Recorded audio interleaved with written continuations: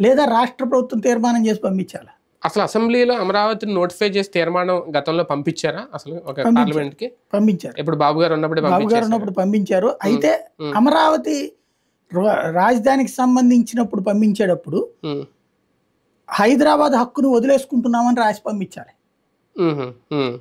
ఇక్కడ అప్పుడు ఏమన్నారంటే అమరావతిది టు బీ క్యాపిటల్, కాబోయే రాజధాని అన్నటువంటి. అప్పుడు అది దాని విధి విధానాలు పూర్తి చేయాలి రాష్ట్రం.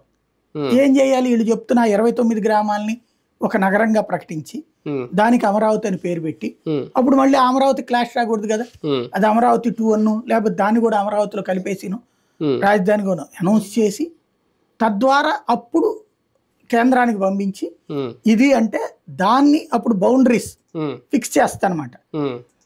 ఆ బౌండరీస్ ఎదుగో ఈ ఊరు నుంచి వెలగపూడి దగ్గర నుంచి అమరావతి వరకు, లేదా అమరలింగేశ్వర స్వామి టెంపుల్ ఉన్నటువంటి కృష్ణానది వరకు, లేదంటే కనుక ఇటు పక్కన ఉండవల్లి దగ్గర నుంచి గుంటూరు బోర్డర్లో ఉన్నటువంటి ఆ నంబూరు దాకానో కాకాని దాకానో ఇట్లాగా ఎంతవరకు అని చెప్తే అంతవరకు అమరావతి అన్నట్టు వీళ్ళు జ్యూరిస్డిక్షన్ రాసి ఇవ్వాలా, ఇవన్నీ పంపించాలి. అది అసలు పంపించలేదు కదా.